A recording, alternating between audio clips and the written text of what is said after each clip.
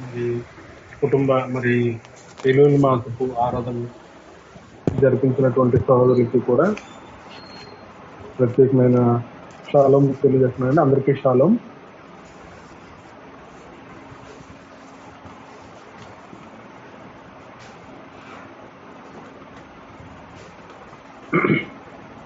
చిన్న ప్రార్థన చేస్తున్నాం. మహోన్నతుడ మహాగణుడ జీవము గల తండ్రి, తమరి పరిశుద్ధమైన నామానికి స్తోత్రాలు చెల్లిస్తున్నాం. రాజా, గొప్ప తండ్రి, దయగల తండ్రి, మరి ఎలుగులు నెలలో తండ్రి ఇదిగో నాయన మరి 22వ దినంలో మమ్మల్ని ప్రవేశింపచేసి ఈ రాత్రికాల సమయంలో తండ్రి నాయన మీ బిడ్డలైన ఇశ్రాయేలీల వద్ద మేము నేర్చుకున్నటువంటి సిద్ధూరు ప్రార్థనలు ఇంతవరకు జరిపించుకుని ఆయా మారు ప్రార్థనలు అనంతరము తండ్రి మీ యొక్క పాద సన్నిధిలో తండ్రి మరి మీ స్వరాన్ని బట్టి ఏదో ఒక విషయాన్ని నేర్చుకోవడానికి నాయన తండ్రి ప్రతిరోజు నాయన తండ్రి మీరు మమ్మల్ని కురుకొల్పి నడిపిస్తున్న విధాన్ని బట్టి మీకు స్తోత్రాలు.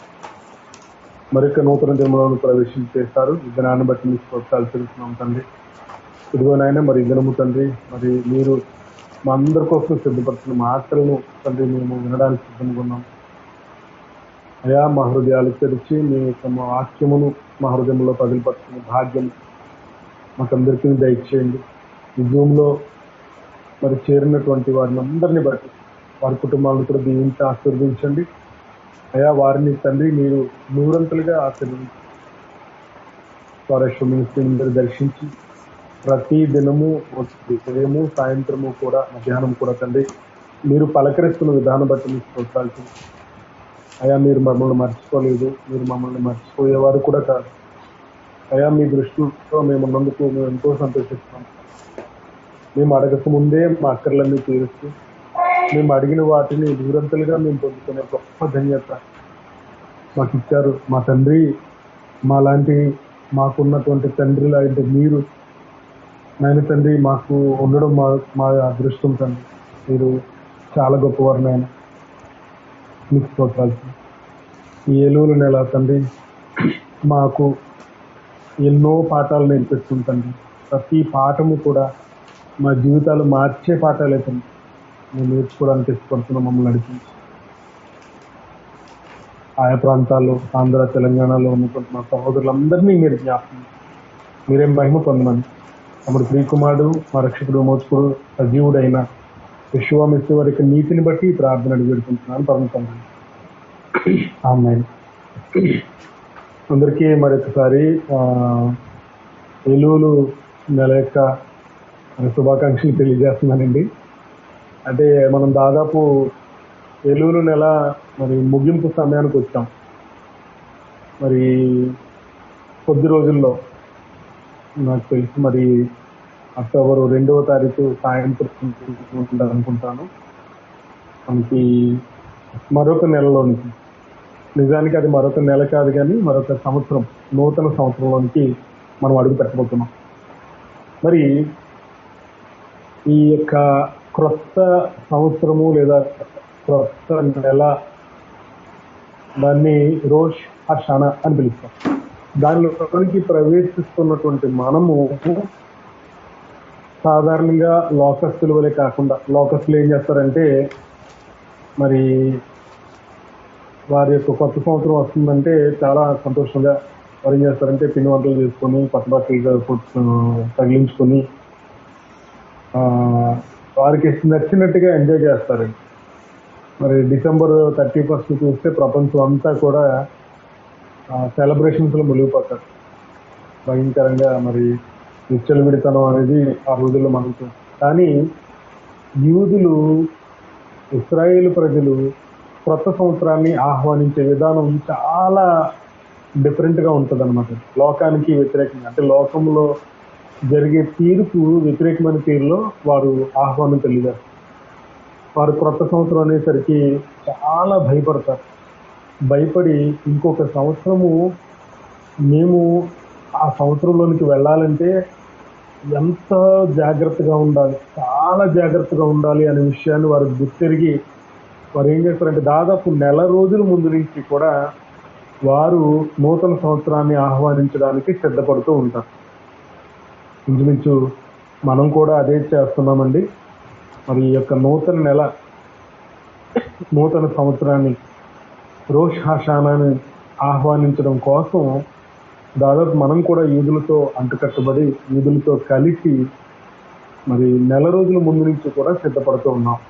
మరి ఏలూరు నెల యొక్క మరి ప్రారంభం నుండి కూడా తెలుగుత ప్రార్థన చేస్తూ మరి ఉదయము, మధ్యాహ్నము, సాయంత్రము కూడా ఈ పారాయేశ్వ మినిస్ట్రీలో చక్కని మరి సకరిత్తు మింఖా మారివు ప్రార్థనలు చేస్తూ ఉంది పారాయేశ్వ మినిస్ట్రీ. మరి ఉదయము, సాయంత్రం కూడా చక్కని ఒక హలక్కాను పాటిస్తూ ఉందని చెప్పడానికి నేను ఎంతో సంతోషిస్తూ ఉన్నానండి. అంతేకాదు మరి ఎప్పుడూ లేనటువంటి, అంటే ఇంతకుముందు కూడా మనం తోరా యొక్క మాటలు వింటూనే ఉన్నాం. ప్రతిసారి మనం ఏం చేస్తూ ఉన్నాం అంటే తోరా యొక్క క్రొత్త కోణాన్ని మనం పరిచయం చేసుకుంటూ ఉంటుంటే చాలా క్రొత్తగా అనిపిస్తూ ఉంటుంది అనమాట. ఎప్పుడో 3500 సంవత్సరాల క్రితం రాయబడిన తోరా యొక్క మాటలు ఈ సంవత్సరం ఒకలా అర్థమవుతూ ఉంటే నెక్స్ట్ ఇయర్ వచ్చే సంవత్సరం ఇంకొకలాగా అర్థమవుతుంది. అంటే ప్రతి సంవత్సరం కూడా కొత్తగానే మనకి కనిపిస్తూ ఉన్నాయండి మన కళ్ళకు, మన హృదయాలకు కూడా. ఇది నిజంగా ఒక మిరాకిల్ అని చెప్పొచ్చు. కాబట్టి పారాయేశ్వ మినిస్ట్రీని పరమ తండ్రి హర్షం వారు అనుదినము కూడా పలకరిస్తూ ఉన్నారు. ఆయన తన యొక్క కంటి చూపు మన మీద మరి దృష్టించున్నారని నేను నమ్ముతున్నాను. పరమ తండ్రికి స్తోత్రం. మరి వచ్చేటటువంటి ఈ యొక్క రోష్ హాషానా గురించి మనం ఏ విధంగా సిద్ధపడాలి? ఇప్పటికే చాలా విషయాలు మనం నేర్చుకున్నాం. చాలా విషయాలు, ఎప్పుడూ లేనన్ని విషయాలు మనం నేర్చుకున్నామండి. మరి ఏ విధంగా సిద్ధపడాలో మనం నేర్చుకున్నాము. అయితే అసలు రోష్ హాషానా యొక్క ప్రాముఖ్యత ఏంటి, మనం ఏ విధంగా సిద్ధపడాలి, మనము దేనిలోనికి మనం వెళుతూ ఉన్నాం అనే విషయం గురించి నేను ఈరోజు మీతో మాట్లాడాలనుకుంటున్నాను. మీ అందరికీ తెలిసింది రోష్ హాషానా అంటే సంవత్సరానికి ప్రారంభం అని. అయితే ప్రతి సంవత్సరం ఈ డేట్లు మారుతున్నాయి. అలాగే వేరే వాళ్ళకి మనకి కూడా ఈ డేట్లలో తేడా వస్తుంది అని మీలో కొంతమంది అనుకోవచ్చు. నాకు కూడా కొంతమంది ఫోన్ చేసి అన్నయ్య ఈ సంవత్సరం రోష్ హాషానా పండుగ ఎప్పుడు వస్తుంది, ఆ తర్వాత యోమ్ కిప్పూర్ పండుగ ఎప్పుడు వస్తుంది, పర్ణశాలల పండుగలు ఎప్పుడు వస్తున్నాయని అడుగుతున్నారండి. కొంతమంది అడిగారు. అంటే వాళ్ళతో మాట్లాడుతున్నప్పుడు వాళ్ళు కూడా ఏమన్నారు, డేట్లు మారుతాయి అనే ఒక మాట వారు చెప్పడం జరిగింది. అయితే ప్రియ సోదరులారా, హర్షం యొక్క క్యాలెండర్లో ఉన్నటువంటి ఈ యొక్క పండుగలు కానివ్వండి, షబాతు దినాలు కానివ్వండి, లేకపోతే హై హాలిడేస్, మొయిద్దీన్ నియామక కాలాలు కానివ్వండి, ఈ ఏమి డేట్లు ఏం మారవు. అవి ఎప్పుడు అలాగే వస్తూ ఉంటాయి. ఏం మారుతాయి అని అంటే కేవలం గ్రెగోరియన్ క్యాలెండర్లో మనం చూసుకున్నప్పుడు మాత్రమే గ్రెగోరియన్ క్యాలెండర్ డేట్లు మారుతాయి. హర్షం యొక్క మరి బిబ్లికల్ క్యాలెండర్ లేదంటే ఈ యొక్క జూయిష్ క్యాలెండర్ లేకపోతే ఈ యొక్క హీబ్రూ క్యాలెండర్ అనేది ఎప్పటికీ మారదండి. పరమతండ్రి స్తోత్రం. అయితే ఎందుకు ఈ డిఫరెన్స్ వస్తుందని అంటే మరి సాధారణంగా జూయిష్ క్యాలెండర్ మరి మొన్ననే మరి జూయిష్ క్యాలెండర్ ఇప్పుడు కూడా లూనీ సోలార్ క్యాలెండర్ని ఫాలో అవుతుంది. అంటే లూనీ సోలార్ అంటే సూర్యుని యొక్క గమనాన్ని బట్టి అలాగే చంద్రుని యొక్క గమనాన్ని బట్టి కూడా రోజులు లెక్కిస్తారన్నమాట. కానీ మిగతా క్యాలెండర్లు అన్నీ కూడా ఒకవేళ లెక్కిస్తే సూర్యుని లెక్కిస్తారు, లేకపోతే చంద్రుని లెక్కిస్తారు. దానివల్ల మన బైబిల్ క్యాలెండర్కి వాళ్ళు ఫాలో అవుతున్న క్యాలెండర్కి చాలా తేడా వస్తుంది. అయితే ప్రియ సోదరులారా, మరి మీ అందరికీ గుర్తుండే ఉంటుంది, ఒక్కొక్క సంవత్సరము మనకి 13వ నెల వస్తూ ఉంటుంది. 12 నెలల క్యాలెండర్లోనే 13వ నెల కూడా వస్తూ ఉంటుంది. దాన్ని ఏమని అంటారంటే మరి 13 నెలల క్యాలెండర్ని షానా మేవుబెరెత్ అని పిలుస్తారు. షానా మేవుబెరెత్ అంటే దాని అర్థం ఏంటంటే ప్రెగ్నెంట్ ఇయర్ అనండి. అంటే ప్రెగ్నెంట్ ఇయర్ అంటే గర్భం దాల్చిన సంవత్సరం, అంటే గర్భంతో ఉన్న సంవత్సరం అని చెప్తారు. ప్రెగ్నెంట్ ఇయర్ ఎందుకు అలా చెప్తారంటే సాధారణంగా 12 నెలలు ఉన్న క్యాలెండర్కి ఒక నెల ఎక్స్ట్రా వచ్చింది అని అంటే అది ప్రెగ్నెంట్ ఇయర్ అన్నమాట. ఈ ప్రెగ్నెంట్ ఇయర్ అనేది అంటే ఆధారు నెల అంటే 12వ నెలలో వస్తుంది. ఆధార్ 1, ఆధార్ 2 అని పిలుస్తుంది. అయితే ఆధార్ 1లో మరి ఏం చేస్తున్నారంటే ఆధార్ నెలలో మనకి కొన్ని పండుగలు వస్తాయి. ఎవరైనా చెప్తారండి ఏం పండుగలు? ఆధార్ అనేది ఎన్నో నెల అండి? ఎవరైనా చెప్తారా? 12వ నెల. 12వ నెలలో కొన్ని పండుగలు వస్తాయి, మనం చేస్తాం ఆ పండుగలు. ఎవరైనా చెప్తారండి? పూరీం పండుగ. కాబట్టి పూరీం పండుగ అవుతాం. పూరీం అండి, 12 నెలల పూరీం పండుగ చేస్తాం. Right, very good, very good. అలాగే మరి ఎస్కేఆర్ గారి యొక్క ఉపవాసం కూడా 60 నెలలో వస్తుంది. అయితే ఇటువంటివి అంటే ఎవరైనా చనిపోయిన దినాలు కానివ్వండి, లేదంటే ఏవైనా సెలబ్రేషన్ చేసేటటువంటివన్నీ కూడా ఈ 13 నెలల క్యాలెండర్ వచ్చినప్పుడు ఏం చేస్తామంటే 12వ నెల అంటే ఆధార్ 1లో చేయించాలి, ఆధార్ 2లో చేస్తాం అన్నమాట. వీటిలో ఏమంటారంటే ఎహిర్జిత్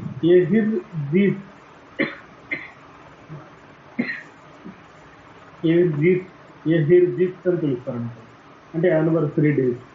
వీటన్నిటిని కూడా 2వ క్యాలెండర్లో అంటే 2వ నెల ఆధార్ 2లో మాత్రమే చేస్తారన్నమాట. పరమతండ్రి స్తోత్రం. అయితే ఆ తర్వాత నెల అంటే మొదటి నెల 13 నెలలు అయిన తర్వాత నీసాను నెల వస్తుంది. ఈ నీసాను నెల యొక్క రోజులు కూడా ఎప్పటి నుంచి లెక్కిస్తారంటే దాని యొక్క 13వ నెలలో ఏదైతే వస్తుందో అక్కడి నుంచి మాత్రమే లెక్కిస్తారన్నమాట. ఈ ఎక్స్ట్రా మంత్లో నుంచే లెక్కిస్తారు. అయితే మనకి ఈ విధానం అంతా కూడా ఏడి అన్నో డోమినో అనేటువంటి ఏడి అంటే మనం సాధారణంగా క్రీస్తు శకం అని తెలుస్తుంది. ఏడి 320 నుంచి 385 320వ సంవత్సరం నుంచి 385వ సంవత్సరం మధ్యన హిల్లెల్ 2 అనేటువంటి ఆయన ఎవరు ఈయన అని అడిగితే మరి జూయిష్ అంటే యోదయ సన్హెద్రిన్ అని పిలుస్తారు. జూయిష్ సన్హెద్రిన్లో ఒక నాసి అని పిలుస్తారు. నాసి అంటే ప్రిన్స్ అన్నమాట, అంటే రాజకుమారుడు లాంటి వాడు. అంటే అతను ఆధ్వర్యంలోనే నడవాలి ఇంకంతా. అతను తయారు చేశాడనమాట. ఇతను ఎస్టాబ్లిష్ చేసినటువంటి ఈ క్యాలెండర్లో ఈ 13వ నెల అనేటువంటి కాన్సెప్ట్ ఒకటి వచ్చిందన్నమాట.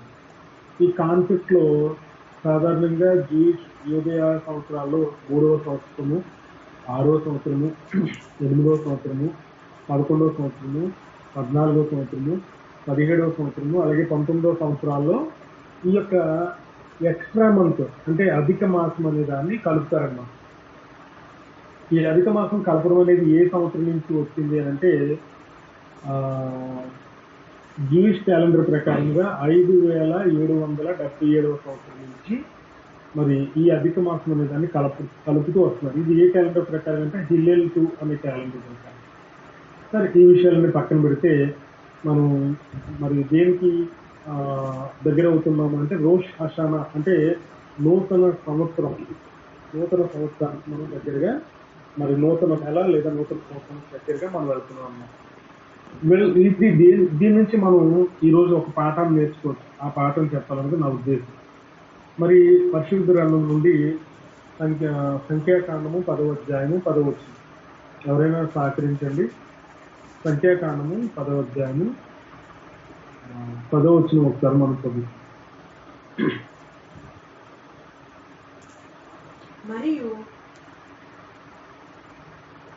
అమ్మ చదివండి, పూర్తిగా చదివండి. మరియు ఉత్సవ దినమున అందును నియామక కాలములందును నెలల ఆరంభములందును మీరు దహన బలులను గాని సమాధాన బలులు గాని అర్పించినప్పుడు ఆ బోరలు ఊదవలెను. అప్పుడు అవి మీ తండ్రి సన్నిధిని మీకు జ్ఞాపకార్థముగా ఉండును. మీ తండ్రైన అదోనై వారిని నేనే. అంటే నెలల ఆరంభంలో కూడా మనం షోపారు శబ్దాలు వినాలి, షోపారు ఊదబడుతుంది అనే విషయాన్ని మనకి ఇక్కడ స్పష్టం చేస్తూ ఉన్నారు. అయితే ఈ యొక్క జూయిష్ క్యాలెండర్లో యోదయ క్యాలెండర్లో ఈ నెలల ప్రారంభం అనేది చాలా ప్రాముఖ్యమైనదండి. అందులో ఈ రోష్ హాషానా అనేది అతి ప్రాముఖ్యమైనది. అయితే సాధారణంగా యోదయ క్యాలెండర్లో ప్రతి నెలకి ఉంటే 29 రోజులు ఉంటాయి, లేకపోతే 30 రోజులు ఉంటాయి. 29 రోజులు ఉన్న నెలని ఏమంటారంటే ఖస్సెర్ అని పిలుస్తారండి ఆ నెలని. అంటే ఒక రోజు తక్కువగా ఉంది కాబట్టి దానికి ల్యాకింగ్ అని అర్థం వస్తుంది అనమాట, ఖస్సెర్. అలాగే 30 రోజులు ఉన్న నెల యొక్క పేరు ఏంటంటే మాలే. మాలే అంటే ఫుల్ అన్నమాట, ఫుల్ అంటే ఫుల్గా ఉంది, సంపూర్ణంగా ఉంది అని అర్థం వస్తుంది అన్నమాట. అయితే ఈ యొక్క నెల యొక్క ప్రారంభాన్ని మీ అందరికీ తెలిసిందే, రోష్ కొదేష్ అని పిలుస్తారు. అయితే మనము ఈ నెలలో ఈ యొక్క నెల పొడుపులు లేదంటే ఈ నెలారంభ దినాలు ఎంత ప్రాముఖ్యమైనవో మనకు ఒక రిఫరెన్స్ మనకు తెలియజేస్తుందండి. మొదటి సమూయేలు గ్రంథము 20వ అధ్యాయము 5వ వచనం ఒకసారి ఎవరైనా చదువుతారా? మొదటి సమూయేలు గ్రంథము 20వ అధ్యాయము 5వ వచనం. అందుకు దావీదు, రేపటి దినము అమావాస్య, అప్పుడు నేను తప్పక రాజుతో కూడా కూర్చుండి భోజనం చేయవలెను. అయితే ఎల్లుండి సాయంత్రము వరకు చేనులో దాగుటకు నాకు సెలవిమ్ము. ఇంతలో నీ తండ్రి నేను లేకపోవుట కనుగొనగా నీవు ఈ మాట చెప్పవలెను. అలాగే 24 కూడా చెప్పాలి. 24 అన్నయ్య. అవునమ్మా. కాబట్టి దావీదు పొలములో దాగుకొనెను. అమావాస్య వచ్చినప్పుడు రాజు భోజనము చేయ కూర్చుండగా మునుపటి వలనే రాజు గోడ దగ్గరనున్న స్థలమందు తన ఆసనము మీద కూర్చుని ఉండెను. యోనాతాను లేవగా అబ్నేరు సౌలు నద్ద కూర్చుండెను. అయితే దావీదు స్థలము ఖాళీగా నుండెను. సరే, అంటే ఇక్కడ మనకి ఏం కనిపిస్తుందంటే నెలారంభాలు అనేవి మరి దావీదు గారు, సౌలు గారు వీళ్ళు రాజరికం చేసే సమయంలో చాలా ప్రాముఖ్యంగా ఉండేవి అని మనకు అనిపిస్తుంది. ఎందుకంటే వారందరూ కూడా కూర్చొని విందు భోజనం చేసేవారు అన్నమాట. ఒక పండుగ అంటే ఫీస్ట్, పండుగ యొక్క వాతావరణాన్ని వారికి కలిగి ఉండేవారు అని మనకు అర్థమవుతుంది. అయితే ప్రియ సోదరులారా, మనకి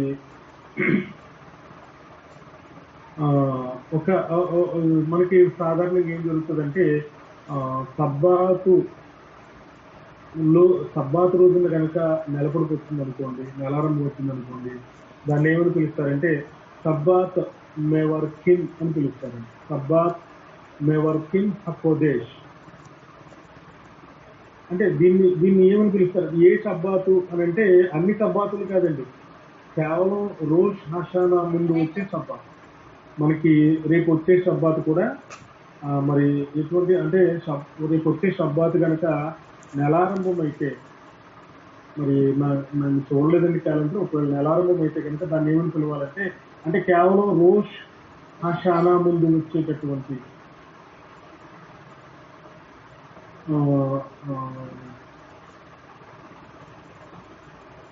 రైట్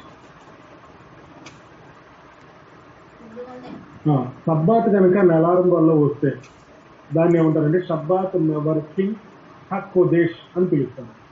ఒకవేళ కనుక సబ్బాతు అయిన తర్వాత అంటే సబ్బాతు ముందు రోజు కనుక నెలారంభం వస్తే దాన్ని ఏమంటారంటే సబ్బాత్ మఖర్ ఖుదేశ్ అని పిలుస్తారు. సబ్బాత్ మఖర్ ఖుదేశ్ అని పిలుస్తారు. సరే, ఇక మనం ముందుకు వస్తే ఈ యొక్క సబ్బాత్ అంటే ఈ యొక్క నెలారంభ సమయాల్లో మరి షోఫారు శబ్దం వినబడుతుందని, అలాగే ఈ యొక్క నెలారంభాల్లో మరి దహన బలి అర్పణలు మరి అర్పించబడతాయని మనకి సంఖ్యాకాండము తెలియజేస్తుంది. 28వ అధ్యాయము 11వ వచనం. కనుక ప్రియ సోదరులు, అంటే మనం నేర్చుకోబోతున్న అంశం కూడా ఆల్రెడీ ఇంతకు ముందు మనం విన్న అంశమే. అయితే ఒక్కసారి నేను కొత్తగా మీకు మరొకసారి గుర్తు చేయాలని నేను ఆశపడుతున్నాను. అయితే ఈ యొక్క ఈ రోజున అంటే సబ్బాతు రోజున నెలారంభం కనుక వస్తే ఆ నెలారంభంలో మనము 2 రిఫరెన్స్లు అంటే ఒకటి తోరా భాగము, ఇంకొకటి హస్తర భాగము చదువుతారు అన్నమాట. ఆ తోరా భాగము అంటే ఎక్స్ట్రాగా సాధారణంగా ఉన్న వాటితో పాటు కొన్ని కలుపుకొని చదువుతారు. అందులో మొదటిది ఏంటంటే సంఖ్యాకాండం 28 అధ్యాయము 11 వచనం చదువుతారు త్వరాను. అలాగే మరి రెండవ అంటే అప్సర భాగం ఏం చదువుతారంటే యెషయా గ్రంథము 66వ అధ్యాయము 23వ వచనాన్ని చదువుతారు. అయితే యెషయా గ్రంథము 66వ అధ్యాయం 23వ వచనం దేన్ని సూచిస్తుంది అని మనం చూస్తే కనుక ఒకసారి చదువుతారండి.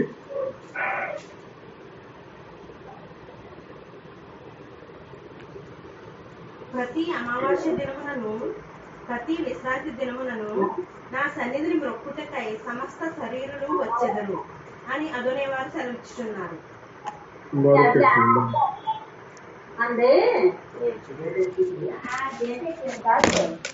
అమ్మ చంద్రుడమ్మ గారు మీట్లో ఉందండి. అయితే ప్రియ సహోదరులారా మరి గమనించండి, ఈ యొక్క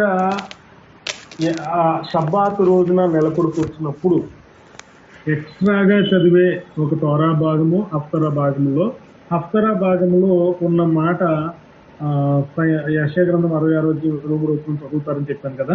అది ఎందుకు చదువుతారు అని అంటే దీన్ని మెస్సియా యొక్క రాజ్యానికి సాదృశ్యంగా మనం భావిస్తాం.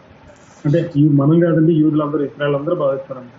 కాబట్టి ఇశ్రాయేల్ అందరూ భావిస్తారు అంటే దాని అర్థం ఏంటంటే యెషయా గ్రంథం 66వ అధ్యాయంలో చెప్పబడినటువంటి మాట మెస్సియా చేయబోయే రాజ్యంలో అంటే మెస్సియానిక్ కింగ్డమ్ దానిలో ఓలం హబా అని పిలుస్తారండి. ఓలం హబాలో కూడా ఈ యొక్క నియామక కాలాలు ఆచరించబడతాయి అనే విషయము మనకి స్పష్టం అవుతుందన్నమాట. అయితే ప్రియ సోదరులారా, నేను చెప్పాలనుకున్న మాట దగ్గరికి వచ్చేస్తాను. అయితే ఈ యొక్క నెలారంభాల గురించి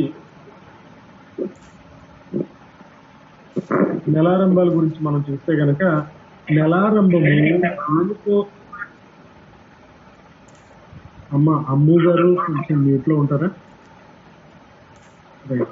ఈ నెలారంభాలు దేనికి సాదృశ్యం అని అంటే నూతన జీవితానికి సాదృశ్యంగా రబ్బీలు చెప్తున్నారు. ఎటువంటి జీవితం అని అంటే నూతన జీవితం. అంటే ఒక చిన్న బిడ్డ అంటే ఆడబిడ్డ కానీ మగబిడ్డ కానీ పుట్టిందనుకోండి, ఆ పుట్టినవి దాన్ని నెలారంభంతో సూచిస్తారన్నమాట. కాబట్టి అంటే ఈ యొక్క నెలారంభం ఎప్పుడు కూడా ఒక మనిషి పుట్టుకను సూచిస్తుంది అని రబ్బినికల్ కామెంటరీ మనకి తెలియజేస్తాయి. మనం చాలాసార్లు విన్నాం కూడా. దీన్ని ఏమంటారంటే ఈ పుట్టినటువంటి వ్యక్తి కంప్లీట్గా వాడు పెద్దవాడయ్యి హషేమును చేరుకొని హషేముతో కలవడాన్ని ఏమంటారంటే మెసిరత్ నెఫెష్ అని పిలుస్తారు. మెసిరత్ నెఫెష్. దీన్ని ఏమంటారంటే తనకు తానుగా ఈ పుట్టిన వ్యక్తి ఏమీ లేని స్థితిలో పుట్టిన వ్యక్తి తనకు తానుగా పెద్దవాడై పెరిగి హషేము యొక్క ఆత్మతో ఏకీభవించి దాన్ని ఏమంటారంటే మెసిరత్ నెఫెష్. దీని యొక్క అర్థం ఏంటంటే సెల్ఫ్ సాక్రిఫైస్ అని రాశారండి. సెల్ఫ్ సాక్రిఫైస్ అంటే మీ అందరికీ గుర్తొచ్చేది యెషూవ మెస్సియా.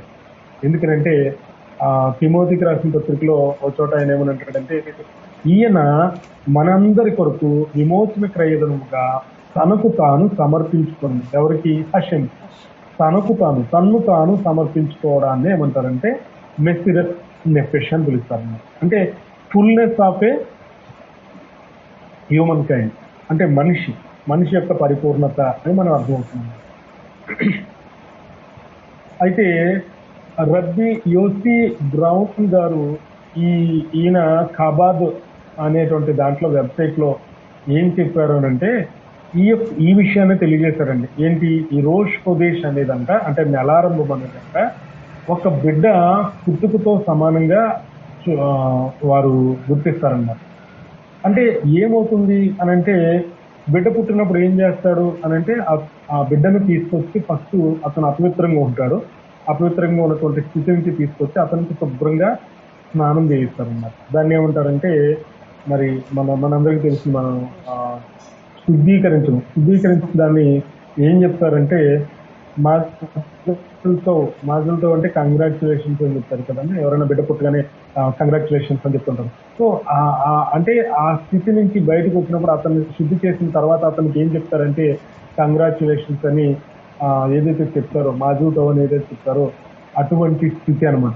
ఇది కొత్త అంటే నెలారంభానికి సూచనగా ఉంది అని ఈ రబ్బీ గారు మాట్లాడుతున్నారు. రబీ బ్రౌన్ గారు ఇంకేం మాట్లాడారంటే, మనము చిన్నపిల్లల్ని ఎందుకు ప్రేమిస్తాము అని అంటే, మీ అందరికీ తెలిసిందే, చిన్నపిల్లలు చాలా ఇన్నోసెంట్గా ఉంటారు, చాలా అమాయకంగా ఉంటారు.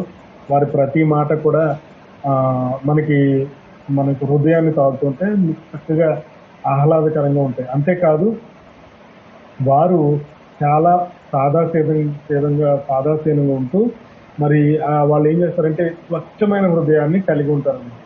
సో అప్పుడే పుట్టిన పిల్లలు ఏదో చిన్నపిల్లలు అందరూ కూడా ఇదే స్థితిలో ఉంటారు. అంటే ఈ యొక్క నెలారంభంలో ప్రవేశించిన ప్రతి ఒక్కరూ కూడా ఎలా ఉండాలి, ఎలా మారాలి అని అంటే చిన్నపిల్లల వలె మారాలి.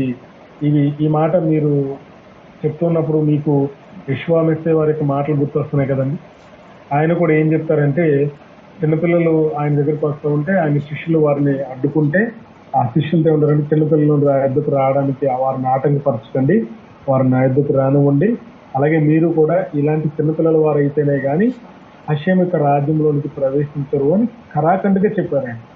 కాబట్టి ఈ యొక్క నెలారంభంలోనికి ప్రవేశిస్తున్న మనము కూడా ఎలా ఉండాలి అని అంటే చిన్నపిల్లల వలె స్వచ్ఛమైన హృదయాన్ని, మరి అమాయకత్వాన్ని, అంటే నిజంగా అమాయకంగా నటించమని లేదా ముఖంగా అమాయకంగా పెట్టమని కాదు కానీ నా ఉద్దేశం, మరి మన హృదయపూర్వకంగా ఒకరినొకరు క్షమించుకోవాలి. అంటే మన హృదయంలో ఏ విధమైన పగలు, ప్రతీకారాలు ఇటువంటివి ఏమీ లేకుండా తీసేస్తున్నాం అనుకోండి, మనం చిన్నపిల్లలాగా అయిపోతాం.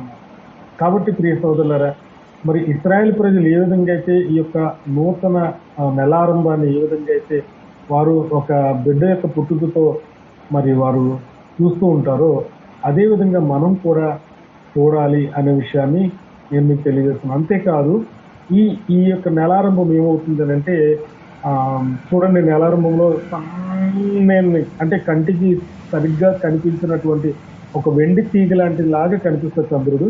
తర్వాత మరి 15 రోజులకి ఏమవుతుందంటే అది మెల్లిమెల్లిగా పెద్దదే ఏమవుతుందంటే పరిపూర్ణంగా వస్తుంది. 15 రోజుల తర్వాత నుంచి మరలా ఏమవుతుందంటే ఆ పరిపూర్ణత నుంచి మళ్ళీ తగ్గుతూ అలా ఏమీ లేని అమావాస్య దినాన ఏమీ లేని స్థితికి అది మరి చంద్రుడు మనకి కనిపిస్తూ ఉంటుంది. ఈ ఫేజెస్ ఏవైతే ఉన్నాయో, ఈ యొక్క స్థితి ఏదైతే ఉందో, ఈ స్థితిని బట్టి కూడా ఇశ్రాయేలీలు మనకి ఒక విషయాన్ని మరి తెలియజేస్తాం. వారు నేర్చుకున్న విషయాన్ని మనం కూడా నేర్చుకోవడానికి ప్రయత్నం చేస్తాం. ఈ విషయం ఏంటంటే, మరి ఒక మనిషి పరిపూర్ణంగా పెద్దవాడు అవ్వడము, ఆ స్థితికి దాన్ని అంటే ఒక మనిషి 0 నుంచి మొదలుపెట్టి పరిపూర్ణత వైపు వెళ్ళడము, మరలా పరిపూర్ణత నుంచి మరలా అది పడిపోవడం, మరీ తిరిగి లేవడం, ఇవన్నిటిని కూడా తెలియజేస్తున్నట్టు సామెతల గ్రంథము మనకి 24వ అధ్యాయము 16వ వచనంలో మనకి ఈ విషయం కనిపిస్తుందండి. ఒకసారి ఎవరిని చదవండి. సామెతల గ్రంథము 24వ అధ్యాయము 16వ వచనం. నీతిమంతుడు 7 మార్లు పడినను తిరుగు లేచును, ఆపత్కాలమునందు భక్తిహీనులు కూలుదురు. చాలండి. నీతిమంతుడంట 7 మార్లు పడినను తిరిగి లేచును. ఇది దేన్ని సూచిస్తుంది అని అంటే 7 మార్లు పడిపోవడం. అంటే నీతిమంతుడు ఏమవుతాడంటే ఏమీ లేని స్థితి నుంచి మొదలుపెట్టి 15వ దినాన పరిపూర్ణమైన చంద్రుడు ఏ విధంగా అయితే కనిపిస్తాడో ఆ స్థితికి వెళ్తాడు.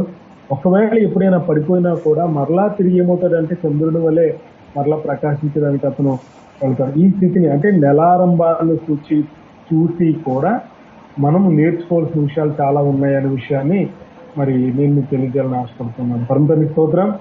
అలాగే మరి ఈ యొక్క నెలారంభాల్లో కూడా ఒక గొప్ప మరి విమోచన ఉంది అనే విషయాన్ని కూడా మనం చూడొచ్చు అనమాట.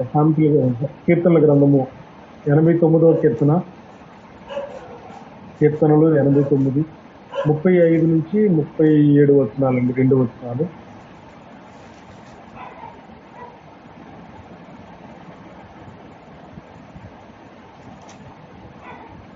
అని 89వ కీర్తన చదవండి.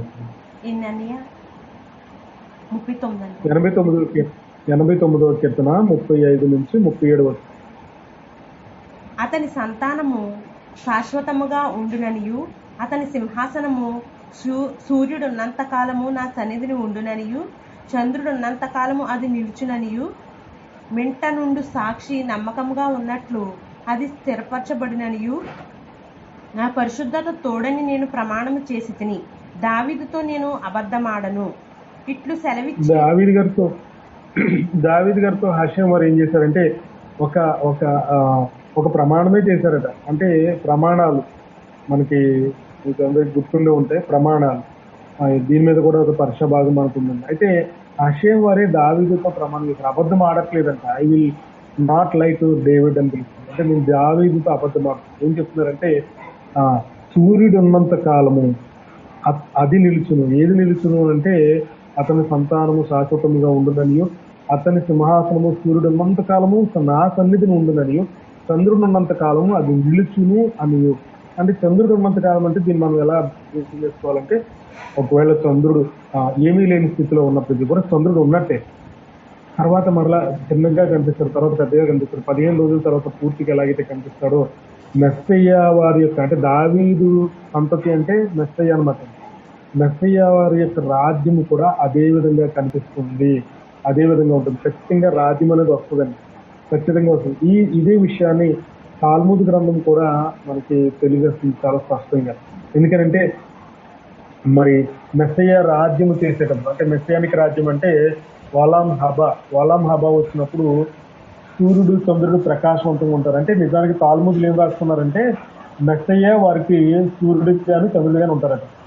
The moon will cease to diminish and remain as large and bright as the sun. అంటే చంద్రుడు అంటే ఏమవుతాడంట అంటే సూర్యుని వల్లే ప్రకాశిస్తాడంట. ఇవి మనకు తెలిసిన విషయాలేనండి. అంటే చంద్రుడు సూర్యుని వల్ల ప్రకాశించడం అంటే ఏంటి? మెస్సయ్య వారే మరి చంద్రుడు అంటే నీతిమంతుడు పడిపోయినా 7 మార్లు పడిపోయినా తిరిగి లేస్తాడని ఎవరి గురించి అయితే చెప్పబడింది. ఆ మెస్సయ్య వారు ఏం చేస్తారంటే మరి తిరిగి లేస్తారు, ఆయన రాజ్యం మరలా కడతారు అనే విషయాన్ని మనకి ఇక్కడ తెలియజేస్తారు అనమాట. సో మెస్సయ్య వారు ఈ మాటలు, ఈ తాల్ముదులో చెప్పబడిన మాటలు ఒకసారి మరలా మనం కీర్తన గ్రంథంలో 8వ కీర్తన 3-4 వచనాల్లో కూడా మనం ఈ మాటలు చూడొచ్చు. తాల్ముదులో రాయబడిన మాటలు మనకి ఇక్కడ కీర్తనలో కూడా కనిపిస్తుంది. కీర్తన గ్రంథం 8వ అధ్యాయం 3-4 వచనాలు.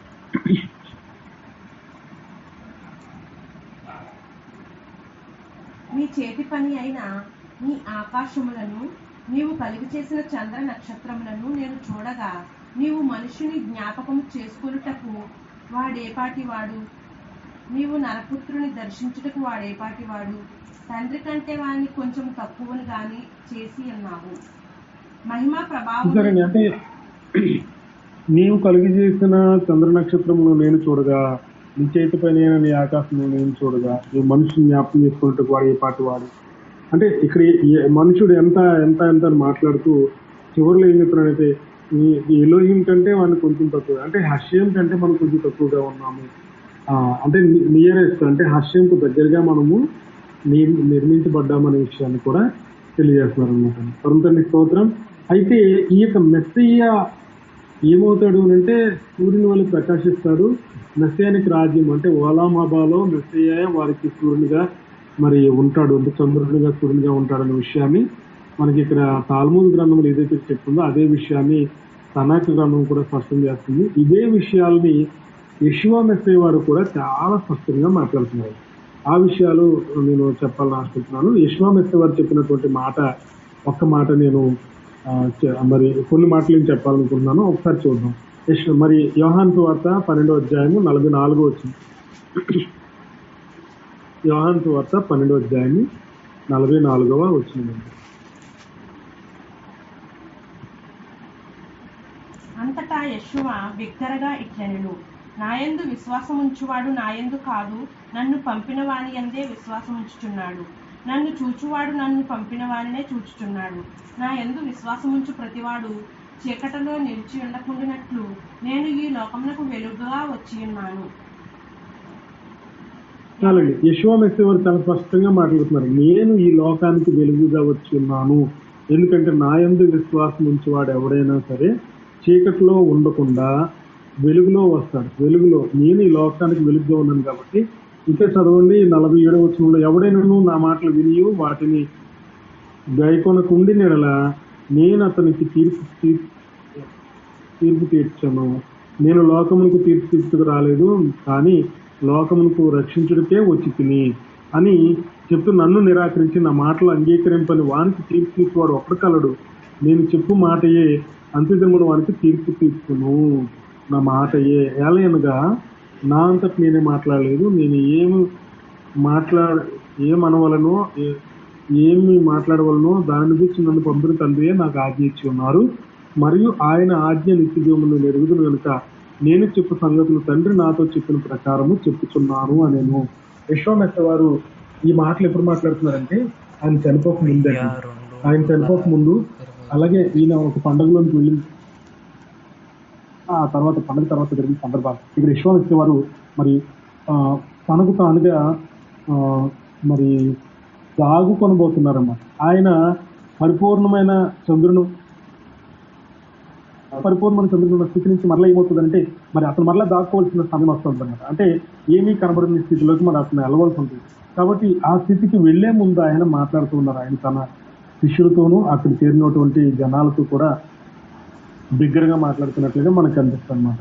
మనకి 44వ అధ్యాయం 12వ అధ్యాయం 44 నుంచి 50 వచనాలు చూస్తాం కదండి. అలాగే 12వ అధ్యాయం 36వ వచనం ఒకసారి చూస్తే మనకి ఈ విషయం అర్థమవుతుంది అనమాట. 12వ అధ్యాయము యోహాను సువార్త 36వ వచనంలో, మీరు వెలుగు సంపూర్ణులగునట్లు మీకు వెలుగుండగానే వెలుగునందు విశ్వాసం ఉంచుడని వారితో చెప్పాను. చూడండి, ఇప్పుడు ఏమవుతుందంటే యెషోవా మెస్సీ వారు వెలుగు అని అన్నప్పుడు ఆ వెలుగు ఉంటుండగానే ఆ వెలుగు యందు విశ్వాసం ఉంచమని చెప్తున్నారు మెస్సీ వారు. యెషోవా మెస్సీ వారు చెప్తున్నారు, నేను వెలుగును, నేను త్వరలో దాగుకొనబోతున్నాను. ఈ వెలుగు ఏమవుతుందంటే త్వరలో ఏమవుతుందంటే మరి హైడ్ చేయబడుతుంది. అందుకని ఆయన ఏమన్నాడంటే ఈ వెలుగు ఉండగానే మీరు ఏం చేయాలట, ఆయనను అంగీకరించాలి అనే విషయాన్ని అక్కడ ఉన్న జనాలకి ఆయనే చెప్తున్నట్లుగా మనకు కనిపిస్తుంది. అయితే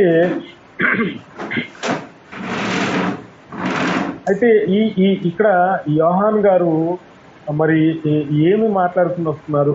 యోహాన్ గారు దేని గురించి మాట్లాడబోతున్నారంటే షలియాక్ అనే పదం గురించి మాట్లాడుతున్నారు. అంటే హూ సెంట్ మీ. యోహాను సువార్త మరి నన్ను చూడండి 12వ అధ్యాయం 44వ వచనంలోనే మనకి మాట కనిపిస్తుంది. చూడండి, నా యందు కాదు నన్ను పంపిన వాని అందే విశ్వాసం. ఎవరైనా నన్ను విశ్వసిస్తే, ఇక్కడ ఏం మాట్లాడతారు? యెషోవా దగ్గరగా ఇట్లా పెద్ద లౌడ్ వాయిస్ తో మాట్లాడుతున్నారు అన్నమాట. నా యందు విశ్వాసం ఉంచువాడు, నా యందు కాదు కానీ నన్ను పంపిన వాని అందే విశ్వాసం ఉంచుడు. ఎవరు పంపిన వారు ఎవరు అని అడిగితే హషేమే పంపించారండి. పంపబడిన వారు ఎవరు అని అంటే యెషోవా. సో పంపబడిన వారు అంటే షలియాక్ అంటే ఎవరు అంటే హషేమ్ యొక్క షలియాక్. హషేమ్ యొక్క అంటే ఎలోహిం యొక్క అపుస్తలుడు, అంటే ఎలోహిం యొక్క పంపబడిన వాడుగా, షలియాక్గా మరి యెషోవా వారు మనకి ఇక్కడ రిప్రజెంట్ అవుతున్నారు. అందుకని ఆయన ఎక్కడున్నారంటే ప్రారంభంలో, అంటే ఆది అందు వాక్యములను, వాక్యము హషేమ్ యొద్ద ఉండను, వాక్యమే హషేమై ఉండను. అలా మాటకి ఏదైతే కనిపిస్తుందో, ఎలోహిమై ఉండను మాట ఏదైతే కనిపిస్తుందో 1వ అధ్యాయం 2వ వచనంలో ఈ వాక్యము ఇక్కడ ఏమంటున్నాడంటే ఎవరైనా నా ఆజ్ఞల ప్రకారం, చూడండి ఇందాక మనం చదువుకున్న మాట, నన్ను నిరాకరించి నా మాటలు అంగీకరించని వానికి తీర్పు తీర్చువాడు ఒకడు కలడు. ఎవడు అని అడిగితే నేను చెప్పిన మాటయే, అంటే ఆయన మాటే తీర్పు తీరుస్తుందంట. సో ఖచ్చితంగా మనము జడ్జిమెంట్స్ అనేవి ఫేస్ చేయవలసి వస్తుందండి. సో ఈ జడ్జిమెంట్లో మనం తప్పించబడాలంటే మనం ఎవరు నమ్మాలంటే పరిపూర్ణమైన మరి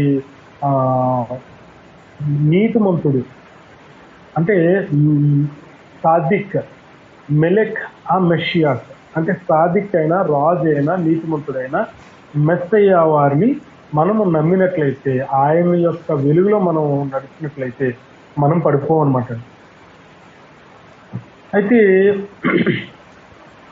అదే ఈ మాటే, అంటే నన్ను పంపిన వాని ఎందుకు విశ్వాసం, నన్ను నమ్మినవాడు నన్ను పంపినవాడని నమ్ముతాడమ్మా. కానీ యెషువా ఏదైతే మాటలు చెప్పారో ఈ మాటలు మరి జూడాయిజంలో ఉన్న వారికి కొంత ఇబ్బందిగా కనిపిస్తాయి, కానీ నిజానికి జూడాయిజమే దీన్ని బోధిస్తున్నారు. ఏమనంటే మెఖిల్తా అనేటువంటి గ్రంథంలో బెషలాక్ అనేటువంటి అధ్యాయంలో 7వ మరి 7 బెషలాక్ 7 అనేటువంటి అధ్యాయంలో ఏమని రాశారంటే this teaches you that for anyone who has faith in the shepherd of Israel, ఇస్రాయేలీల యొక్క కాపరిని ఎవరైతే విశ్వసిస్తారో it is as he believed he who spoke and the world came into being. అంటే ఎవరైతే ఇశ్రాయేలీలకు కాపరిగా ఉన్న వాని మాట వింటారో, అతనిని విశ్వసిస్తారో వాళ్ళంట ఎంటైర్ క్రియేషన్ని, ఈ సృష్టి మొత్తాన్ని తయారు చేసిన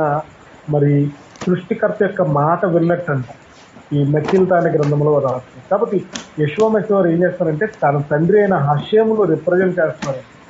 నేను హషేం పంపితే వచ్చిన వాణ్ణి అని ఆయన చెప్తున్నారు అన్నమాట.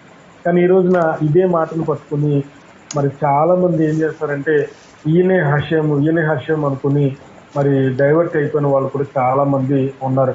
అయితే ఇవే మాటలు హషేమే నన్ను పంపించారు, నేను హషేం పంపిస్తే వచ్చిన వాడిని అని మత్తయి సువార్త 10వ అధ్యాయం 40వ వచనంలోను, అలాగే యోహాను సువార్త 13వ అధ్యాయం 20వ వచనంలోను, అలాగే 14వ అధ్యాయం 7, 9 వచనాల్లో కూడా యెషువా మెస్సియా వారు చాలా స్పష్టంగా చెప్పడం జరిగిందన్నమాట. అయితే ఇక్కడ మనం గమనించాల్సింది ఏంటంటే యోహాను సువార్త 12వ అధ్యాయం 46వ వచనంలో రాయబడిన మాట ప్రకారముగా ఎవరైతే 46వ వచనంలో ఒకసారి మనం చదువుకుందాం, నా యందు విశ్వాసం ఉంచు ప్రతివాడు చీకటిలో నిలిచి ఉండకుండానట్లు నేను ఈ లోకములకు వెలుగుగా వచ్చున్నాను. ఎవడైనా నా మాటలు విని వాటిని గైకొని ఎడల నేను అతనికి తీర్పు తెచ్చింది. గై కొనకుండి ఎడలట అంటే నేను ఈ లోకానికి వెలుగుగా వచ్చున్నాను. వెలుగు ఎలా వస్తుంది అని అంటే మరి ఇక్కడ న్యూ మూన్ అంటే కొత్త ప్రారంభం, న్యూ లైఫ్. ఏదైతే మరి మొదటి దినాన్ని ఏమీ కనిపించదు కానీ 15వ దినాన్ని పరిపూర్ణంగా కనిపిస్తుంది. ఎలాగైతే నీతిమంతుడు పరిపూర్ణం అయినప్పటికీ మరలా పడిపోయిన తిరిగి ఎలాగైతే లేస్తారో అటువంటి నీతిమంతుడైన మరి వాని వలె మనం ఉండాలంటే మనం ఖచ్చితంగా వెలుగులో ఉండాలి. ఆ వెలుగు యొక్క సంబంధులుగా మనం ఉండాలి. మరి యోహాను సువార్త 1వ అధ్యాయం 5వ వచనంలో కూడా ఈ వెలుగు గురించి ఒక మాట చెప్తాడు, అది నేను చెప్పి ముగించేస్తానండి. యోహాను సువార్త 1వ అధ్యాయము 5వ వచనం కూడా చాలా స్పష్టంగా ఆ వెలుగు చీకటిలో ప్రకాశించుతున్నది కానీ చీకటిని దాన్ని గ్రహింపుకున్నది. ఏంటి ఈ వెలుగు అని అంటే హషేం వారు మొట్టమొదటి దినాన తయారు చేసినటువంటి వెలుగు. ఏంటి ఆ వెలుగు అని అంటే ఆదికాండము 1వ అధ్యాయంలో వెలుగు కమ్మని పలుకగా వెలుగు కలిగెను అనే మాట ఏదైతుందో ఆ వెలుగు మరి మన మధ్యన ఇప్పుడు సంచరిస్తుంది. ఆ వెలుగు అని అంటే ఎవరంటే యెషువా మెస్సియా. ఆయన యొక్క మాటలు గైకొన్న ప్రతి వాడు కూడా వెలుగులో నిలబడి ఉన్నట్టు, ఒకవేళ ఆయన మాటలు పాటించట్లో ఫెయిల్ అవుతున్నట్లయితే మరలా ఆయన వైపు తిరిగినప్పుడు ఆయన మరలా మనల్ని నిలబెట్టగలరు. ఎలా నిలబెట్టగలరు అని అంటే రాబోయే న్యూ మూన్ మనకు ఒక గుర్తును కలిసి చూపిస్తుంది. అదేంటంటే క్రొత్త జీవితం ప్రారంభించడానికి మరొక అవకాశం. నిజానికి ఈ యొక్క రోష్ హాషానా అనేది కూడా సెకండ్ ఛాన్స్ అని చెప్తున్నారండి, రెండవ అవకాశం అని చెప్తున్నారన్నమాట. ఎందుకనంటే మనం ఈ భూమి మీద బ్రతకాలి అని అంటే మన పేర్లు మరలా ఒక సంవత్సరం జీవగ్రంథంలో రాయబడాలి అని అంటే మనము రాబోయే రోష్ హాషానా రోజుకి సిద్ధపడి వెలుగులో ఉన్నట్లుగా వెలుగుతో కనెక్ట్ అయ్యి వెలుగులో మనం నడుచుకునే వారుగా ఉండాలని, అలా ఉన్నప్పుడే మనకి ఇంకొక అవకాశం హషేమారు ఇవ్వబోతున్నారు. అందుకనే మన తండ్రికి, మన ఎలోహింకి, ఇశ్రాయేలీల తండ్రికి ఒక పేరుందండి. ఏమనంటే నాకు చాలా ఇష్టమైన పాట, అది నాకు పాడడం రాదు కానీ hour God is a God of second chances. రెండవ అవకాశాన్ని ఇచ్చే దేవుడు మన దేవుడు. హల్లెలూయా. అటువంటి అవకాశం మీకు నాకు మన ముందు ఉందండి. ఇంకా చాలా తక్కువ రోజుల్లో ఉంది. మరి ఆ తక్కువ రోజుల్లో మనము ఈ రెండో అవకాశాన్ని వినియోగించుకుందాం. ఇప్పటికైనా మార్పు చెందకపోతే మార్పు చెందడానికి ప్రయత్నం చేద్దాం. తండ్రి తన మాటలు దీవించి ఆశీర్వదించుగాక. మరొక నూతన సంవత్సరంలోనికి మీ పేర్లు, నా పేర్లు, మన అందరి పేర్లు కూడా హషేం తన జీవగ్రంథంలో రాయించుకును గాక. ఆమేన్. ఆమేన్. అందరికీ షాలోమ్ అండి. ప్రార్థన తీసుకున్నామండి. మన మధ్యలో మెట్టన్ గారు ప్రార్థనలో నడిపిస్తారు. అమీర్ బాబు గురించి మీ ప్రార్థనలో జ్ఞాపకం చేసుకోండి. జ్వరం వచ్చింది.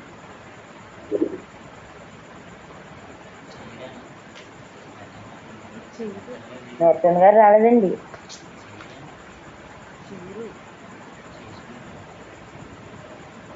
ప్రార్థన చేసుకుందామండి. మహోన్నతుడ మహాధికారి జీవ ప్రతిజ్ఞంగా తండ్రి మిమ్మల్ని ద్వారా నా పరిశుద్ధమైన నామకి పరిస్థితులు స్తోత్రం చేస్తున్నాను. ఇదివరకు మీరు సాధ్యం నాయన తండ్రి తనను తండ్రి తండ్రి నేను తను మీకు బోరగా వాడుతుంటాను. మీ వాక్యం నాకు చేసినట్టు స్తోత్రం చేస్తున్నాను. ఆయన తన ప్రయాసం సోదరుని ఆ భార్యను మీరు జీవించి నశించి మీకు మొదట సరిపించుకుంటాను. అన్న తండ్రి రాబోయే రోజు శిక్షణకు మీరు సిద్ధపడాలో తండ్రి సిద్ధపాటు గురించి మాకు తెలియజేసిన విధానం బట్టి స్తోత్రం చేస్తున్నాను. అదేవిధంగా తండ్రి మా సహోదరులు మీరు దర్శించండి. నేను తన వాళ్ళకి మీరు దర్శించి వారికి బలమును దయచేయమని అడుగుతున్నాను. తండ్రి సహాయం చేయండి. మీరు స్థిరపరిచేవారు మీకు భద్రపరిచేవారు మీరే స్థిరపరుస్తున్నాను. అదేవిధంగా తండ్రి మన తల్లి నా సహోదరి తండ్రి మన తండ్రి మన తండ్రి మన తండ్రి మన తండ్రి మన మాదిరి శిస్తు తండ్రి కుమార్